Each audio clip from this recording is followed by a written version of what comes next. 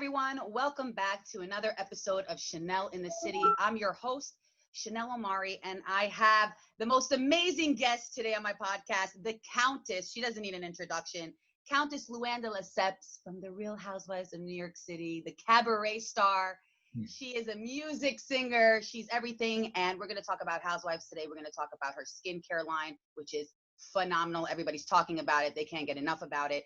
And we're going to talk about Housewives of New York City and all the new projects Countess is going to talk about today with us. Countess Luann, how are you?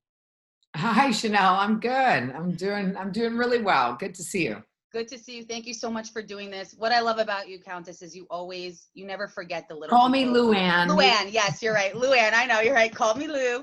But you never forget about, the little people. And I love that about you. Thank you so much for always taking the time. Well, there's nothing little about you, my darling. Oh my God. I love you. Well, let's talk about your skincare line first and foremost. Oh, okay, great. Because everybody is loving it. Sanaj. Yes. I've known the company for 25 years. They've been around, and it's a French brand created by a woman. And Sonage means in French, she looks good for her age. Elle est bien pour son âge.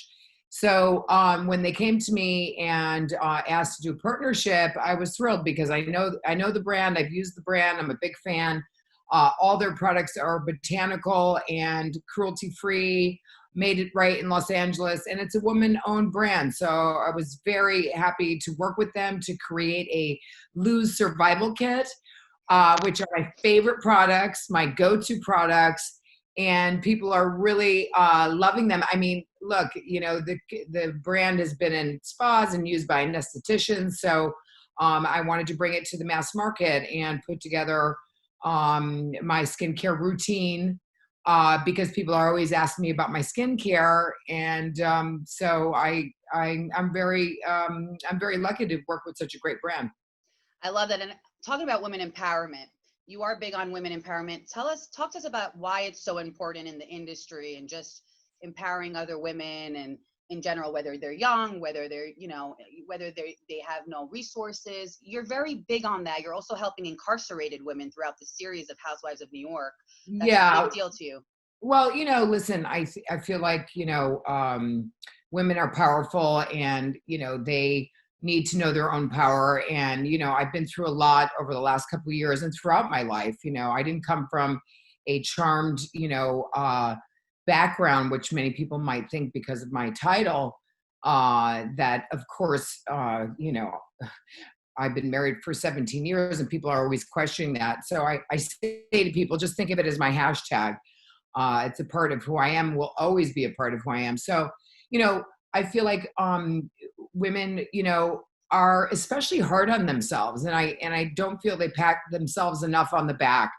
And so anything I can do to change that conversation, and that's a conversation we all have with ourselves. We're our own worst enemies, and so Fortune Society is such a great organization, and I'm so happy that they did such a great job of showing that on the show because it's important to me. My story is, of course, can't compare to some of those women's stories or people's stories from Fortune who have been, in jail for many years. But I thought the prison system in this country is not good, and I wanted to draw attention to that. And a lot of people are in jail for nonviolent crimes, and when they get out of jail, they have nowhere to live. They have no source of income. Oftentimes they've lost their friends, they've lost their families. So Fortune helps them get back on their feet and advocates for them. So it's a great organization. So happy to work with them and give back because, I learned a lot from my experience and learned that, it's about building people, not building prisons. And that's a small thing that I can do. And taking those ladies to the spa that day on the show was just meant so much to them, and they were so grateful and so happy, and it's such a beautiful thing to see because look, we take those things for granted, and to have a day of beauty for them, they deserved it. I love that, and we all love that about you. I think it's very important to be charitable and humble and look at women like you who are successful, who are willing to give back and, find it important. Right. With that being said, you're always evolving. Your music is coming out. You have a new song with Desmond Child, and I'll let you talk about that. But with your, amazing music career, which female or male artist do you dream of doing a song with? Oh my God, Madonna, Gaga, they're so iconic. My God, that would be so cool. And to work with Desmond Child is such a big deal. He's written so many huge hits. He's a Grammy winner, wrote, Living on a Prayer and Living La Vida Loca. I mean, he's had so many great hits, and to work with somebody of that caliber is just amazing for me. I've been really lucky in terms of the music. I sang with Natalie Cole on the Housewives, and I met Desmond and we hit it off. And, Carol Bayer Sager wrote Viva La Diva with him. And I just feel so lucky to work with people of that caliber and to come out with my new dance single coming out on August 20th called Viva La Diva. And I have a music video this time around. So we need some Viva La Diva, especially since this pandemic. We need some Luann life, Really the song is about all the diva that we all have, not only women, but men and alike. It's tapping into that inner diva and loving the diva, because we know our diva can be good and can be bad. So it's about empowering the good part of our diva and learning to know the difference. I love that. Mm-hmm. Where can people download it? On iTunes and Spotify? It's going to be everywhere. Got it. Everywhere. Spotify. You guys stay tuned. Spotify, iHeart, iTunes. Got it. I can't wait. Talking about pandemic and just, this has been a tough time for everyone. How have you and your family been? How have you been quarantining? Any tips you can give us for hope? Yeah, well, for me, I feel like, and I always talk about this, it has to do with, not, being comfortable in your own skin. And I think that the more that you can go in and be comfortable with yourself, and I think everybody's had to do that. It's like, okay, what do I do with myself now that I can't go to work, or, I can't do my usual, routine. You have to recreate yourself, reinvent yourself, and rely really on your own laurels. So I just find it very helpful to go in with meditation and yoga and just take care of myself and be healthy. And I always say, if you're not good, nobody else will be good around you. So it starts with yourself. And for me, it's been about reconnecting with my kids, cooking for them, being a real mom. I've been so busy on the CABARET tour and with the Housewives that, I wasn't spending enough time. So I've realized that, and this has been, I'm sure with a lot of people, a major kind of reset button in terms of what's important in life. And for me, it's been really grounding and very humbling to just be home. And I started a garden. I don't really know that much about gardening, but I had some help, and I learned, I've got tomatoes now and basil and arugula, and I, been doing that, which has been nice, and cooking a lot and just exercising, staying in shape, and, working. I've been working on the skincare. I've been working on the music. And I'm always, working on, the next CABARET tour, whether it's going to be the beginning of 2021 or at this point, maybe even in March. So, but I'm working on dates for the tour. That's very much happening. And I'm excited because I think people are going to want to come and be out and see the show. So I'm excited for the new year. Oh yeah, a lot of listeners on that note are saying that the first thing they're gonna do once everything opens up is go to Countess Luann Cabaret show, Luann De Lesseps Cabaret show, because those are the best shows. I've had the best time at those shows. I just canceled October 3rd in Boston, and I had 300 tickets already sold, but nobody wanted their money back. So because they were hoping that would happen, but it's just, with what's going on in the world, it's just too chancy. So we're just moving the dates to 2021. And how ironic is it? You come from a nursing background, which is another thing a lot of people don't realize how much you've done in your life. So it's pretty cool that, you've helped out during this pandemic, like I know you've done cameos for nurses that are in need or working overtime, and you've really given back to the medical Yeah, and community. Nasha's for nurses with Jill. I've been helping her Right. with her masks. And Nasha's for nurses, helps all the nurses out there. And, you buy a mask and you provide a mask for someone. So that's a great cause that Jill has been doing. I personally have been, I started working a little bit at the food pantry in the Hamptons, and I take care of an elderly woman who's 88 who lives around the corner once a week. Oh, that is so amazing. Yeah. So That really is. besides being, with my kids and, I've been trying to give back wherever I can, either by donating or giving my time. So, I just feel it's, I get more out of it than they could possibly ever get out of it, which is, just feeling good about myself and doing something for other people. Amen.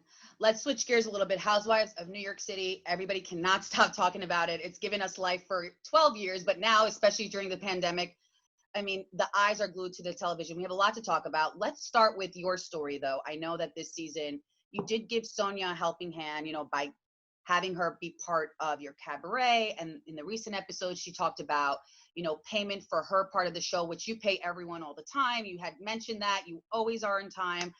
You're a big professional. You are a pro, Lou. That's, I gotta tell you.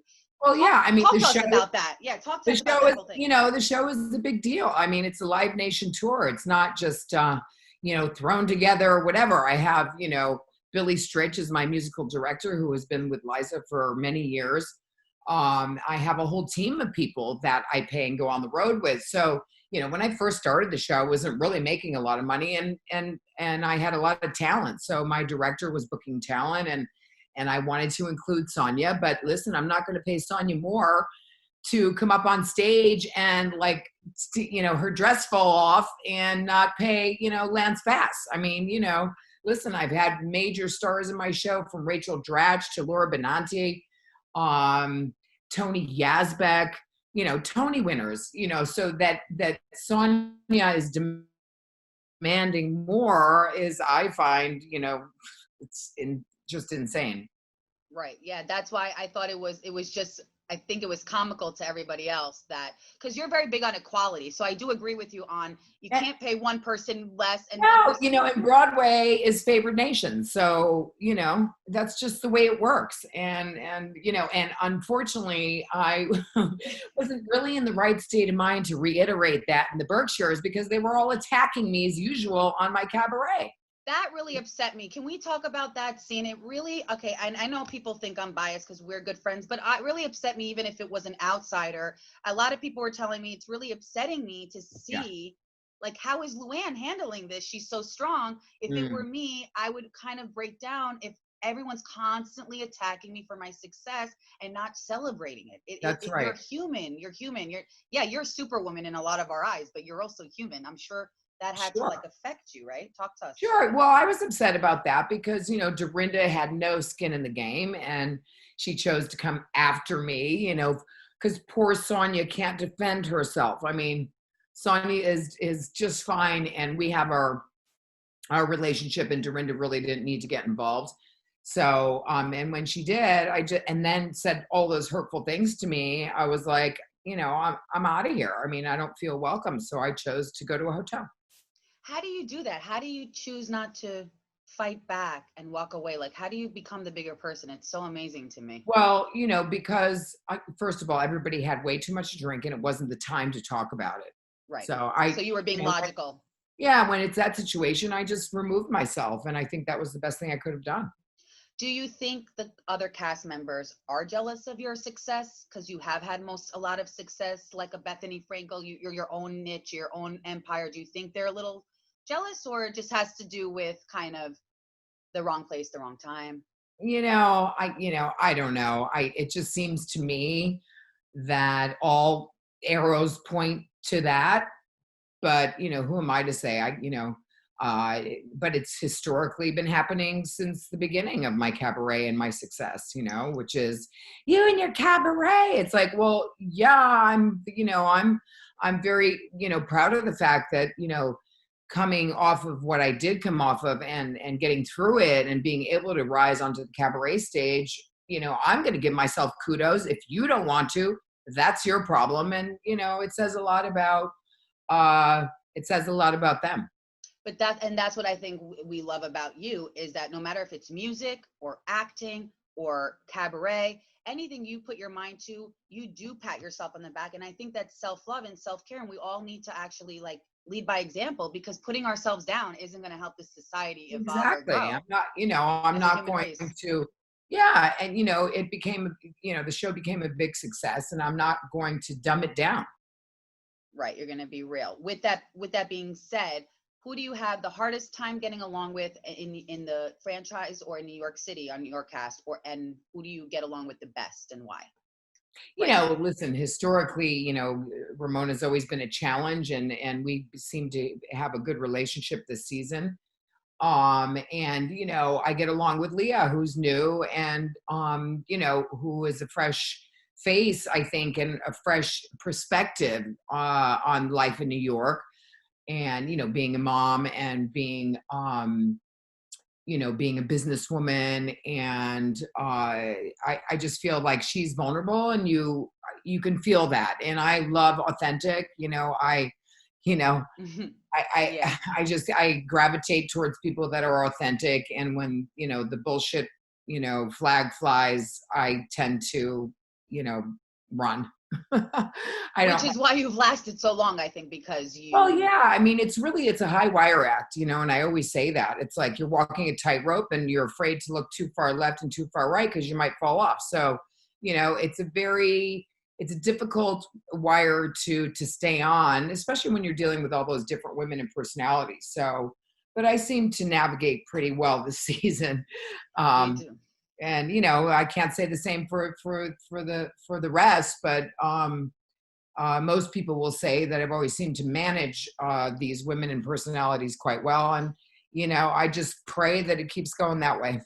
Yeah, I don't know how do you not let it affect, I guess, your mental health, and any tips for new housewives, how to or any reality star or any actor. I think it is incredible that you don't let it get to you, and it's hard. Well, listen, never let them see you sweat, right? It doesn't mean it doesn't get to me sometimes, for sure, because I'm only human.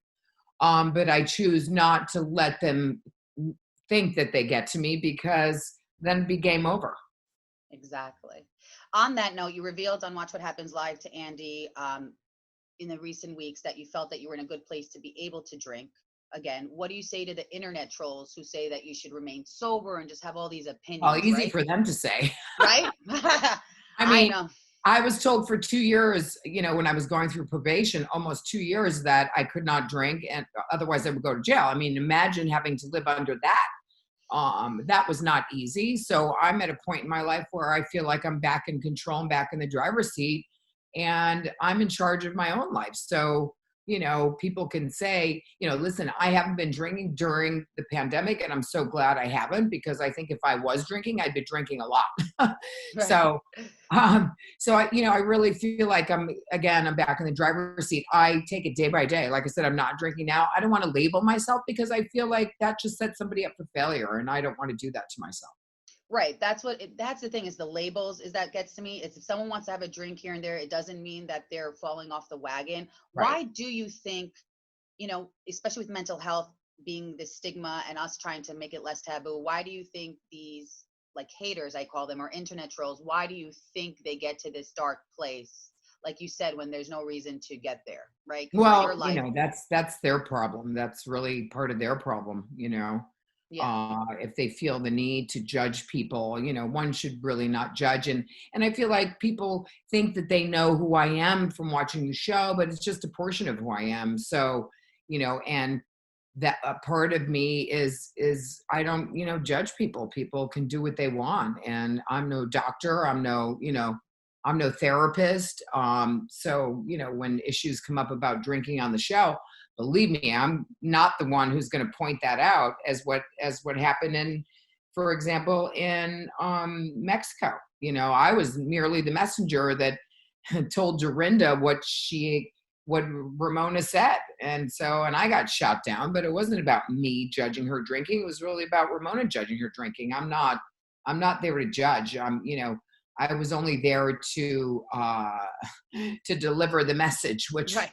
in retrospect, I should have just said, "Oh, I don't know what she said. I forgot already. From the beach to the swimming pool, I forgot." Right. Don't kill the messenger. Right. If you did have an opportunity to switch to another housewife city, what city and why?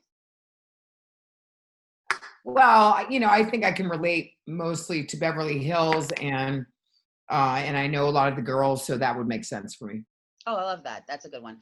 Let's talk about your movie career. Some of these questions, by the way, are mixed from, John, me, and the listeners. Okay. We're going to wrap up soon. Yeah. Any plans to do a movie? Well, a movie, I actually just did a movie that, I did it a couple of years ago and it just came out on Lifetime. I have a small role in that movie. The mother of all secrets, or I can't remember the name. Oh yeah, the mother of all secrets. Oh, I Yeah, watch Lifetime, girl. I'm obsessed. Yeah. You're in that. I gotta watch it. Yeah. Anyway, so I have a small part in that, and then I've been doing some readings for castings and things like that. So I've been in Law and Order. I've been on Royal Pains. I've been on Difficult People on Hulu. So I continue to look at roles. Nothing about a movie yet, but maybe after my book comes out, because I'm working on a book. Right. So you're working on a book. Talk to us a little bit about, if you can, give us a little bit of a tease what this book's about, if you can. Well, really, it's a memoir. It's really about resetting your life, resilience, the essential things that you need to survive. I think during a time like this when people have lost so much. I know what that feels like. I've been there in my life, and starting from the ground up and reinventing yourself and being resilient and being your own best friend. So that's what this book is about. It's really about taking care of you, being your own best friend, and through it is really the stories and things that have happened to me in my life and how I got from growing up in Connecticut to where I am today. So, there's a lot of stories in there, including, of course, what happened to me that famous night. And I hope people can take away from my story so that they don't make the same mistakes. I love that. I can't wait to read that book. I'm going to be MIA for 3 days reading the book. Let's talk, wrap up with some questions from Housewives. Sure. Do you see yourself coming back next season? And I know that people are talking about diversity with the cast. What do you see for yourself and for this cast for New York City for Housewives? Well, listen, I don't know if there are going to be new cast members. I guess there's been talk about it, as there is every season. We got Leah last season, but it's not my place. Obviously, it's the network's place to talk about who that might be. And for me, I always make that decision. I always say, I'll cross that bridge when I get to it. We just wrapped the reunion, so my head is still, spinning basically. And I haven't thought about next season yet, so we'll see. Any teases you can give us, the audience, for the reunion to stay tuned? Anything you can tell us about this? Well, there's a lot of finger pointing going on, and there's a lot of drama in terms of what's gone on throughout the season. So, it's a long reunion. We were the first franchise to do it in person. Yeah, that's crazy, on Long Island, right? Amazing. New York strong, New York strong. New York strong. And, and I must say that, the way the network handled it and keeping us safe and socially distant, and all the protocols were followed. And so we felt safe. And so, yeah, there's, that's interesting. There is a lot of, finger pointing, there's a lot of drama and a lot of tears, because things, that's the time for resolution, I feel like. And, otherwise it's very hard to start a new season when things are left kind of, when things are left unresolved, I feel like it's very hard to move on. So you'll see, all of that. The listeners are asking also, what did you feel about the whole, because you were, you were dragged in the middle, fortunately and unfortunately, with Leah and Dorinda. Leah, Dorinda against Ramona, and a lot of issues there with Sonia and her drinking this season. And I know you don't judge, but how do you feel when you're just going through those scenes in that process, knowing that you've been judged or knowing that you've been in that situation, and now you're seeing your friends really go at it? I mean, how did you feel about, like, everyone, the Dorinda situation with Ramona saying she's drinking too much, because it's pointing fingers, like you said, right? So what's the truth, I guess? What's your truth about all of this? What do you feel? Well, listen, like I said, I'm no doctor, I'm no therapist, and I feel like if you, and I say this, look, we're very lucky. We have this living photo album of our lives. And if you can't look at that and say to yourself, wow, that's what I look like, or that's what I said. I mean, and take that into consideration moving forward in your life, then you got a lot to learn. I feel like, when the girls look at the show, we're lucky to have that advantage of being able to edit ourselves.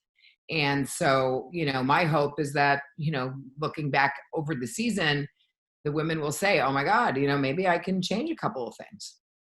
I love that. I hope so too. And I hope the friendships get stronger. Yeah, no. And they treat you kinder. I just want them to treat you kinder, because the friendships I know. The friendships are strong because they're long and they're deep. So I think that's one of the great things about New York, is that they are real friendships, and it's not just throwing somebody new into the mix. It's, and I think Leah did a great job being thrown in new to the mix, and relating to kind of a different, let's say, demo in terms of the audience and her age, etc. So I think we are strong because we are friends, and Leah just fit right into that friend group, which is not easy. Right. And so we'll see what happens the new season. The listeners also want to know, everybody was talking about how this season might be, not as strong because Bethenny wasn't part of it, but in fact, it was actually stronger and really strong. Can you talk to us about that? And also, would you even consider having Bethenny back? Is that even in the cards? Does that matter to you? Because I know you're on good terms with her. So yeah, I mean, it's not up to me. Bethenny has left the show before and come back. I don't feel that she would come back to the show, but you never know in life. And I'm sorry. I'm sorry. I was asking, did you feel the season was stronger without her, with her? Because there was a lot of talk about, they're not going to survive without Bethenny. Oh my God. Listen, Bethenny is a big presence. She is a great reality star. I got to give her that. And, but when Leah came in, she's certainly not a replacement for Bethenny, because she's a different person. She's not the same at all. But the good news is that she came in, and it just was the spark that I think was great for us. And we have the best season ever. And I feel like you get to know us better, because it's not all about Bethenny coming into the room and stealing the show, So we have a great season. Like I said, I think one of the best seasons yet, and very proud of it. We worked hard. Why do you think you stood out this season even more so with your story? Like, how do you stand out yourself as Luann De Lesseps? What makes you, like, what can we take from your book too? Like, to stand out if we ever go for reality or any entertainment position? Well, it's not, I think you have to be true to yourself. And I always say, don't do things that make you uncomfortable. Be who you are, because the camera does not lie. I love that. That's amazing. What can we see for you soon? I mean, there's so many things, but anything you want to work on that you want to share with us besides everything? Well, I mean, like I said, I am working on this book. I really want people to get to know me better. I feel like people think they know who I am, but they don't know my backstory. They don't know, where I come from, how I grew up, and the challenges I've had my whole life to get to where I am today. And so I think that the book really talks to that, and I hope people can take away some lessons from it that I've had to learn through this journey. And listen, the music, the cabaret show, the skincare line, which I'm developing more products for them, which is very exciting. So I've got a lot going on, and I'm a mom. So, I'm very busy with my own family and taking care of myself, Right. So now I just, now I'd like to find a partner to share it all with. So let's put talk about being single. Let's talk about being the cream on the top. Yes. In a pandemic. I got to tell you, I have so many friends please.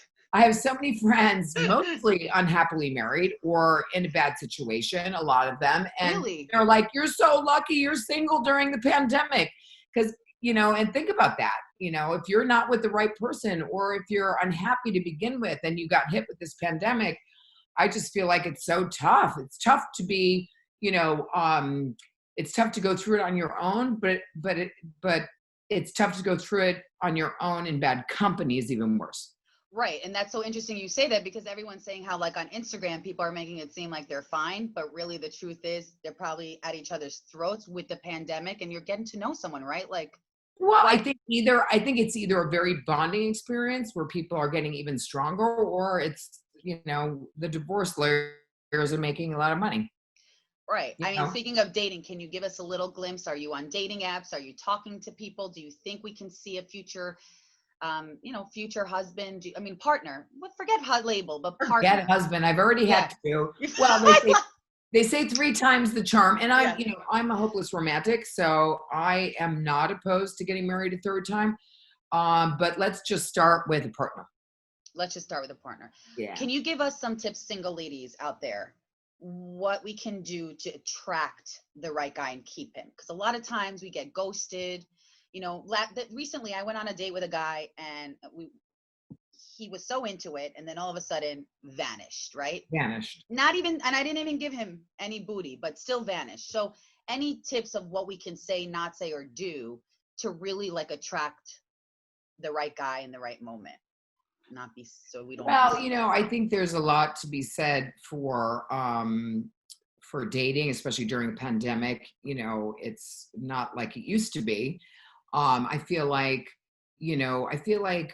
women have become so strong and powerful, which is great. But let's not forget that feminine side, which men love to see. There's nothing wrong with that. A little mystery never hurt anybody.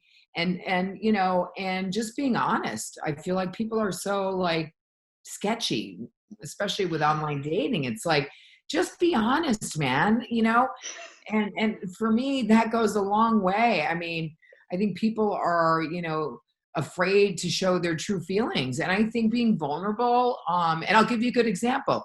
I was with some friends. Actually, I was with my friends at Giovanni on their boat, and their son, who's 15, just broke up with his girlfriend.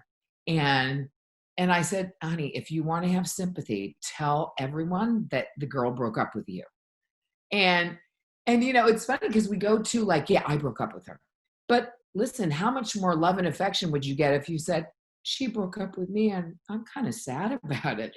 You know what I mean? I feel like if people were more honest about their feelings, and more truthful, that they would be luckier in love. Totally. Then they'll be with the right person. Make sure you check out Luann's skincare products on CountessLuann.com. And you still have the jewelry, all Countess Luann things you can buy on CountessLuann.com. And Luann, thank you so much for everything. I love you. We love you. The listeners love you. You're amazing. And we want you back. And we want to just see amazing stuff for you. Really. I cheer you on all the time. Thanks, Chanel. And we love you. Okay. Hey, it's Luann De Lesseps, and you're listening to my interview on Chanel in the City.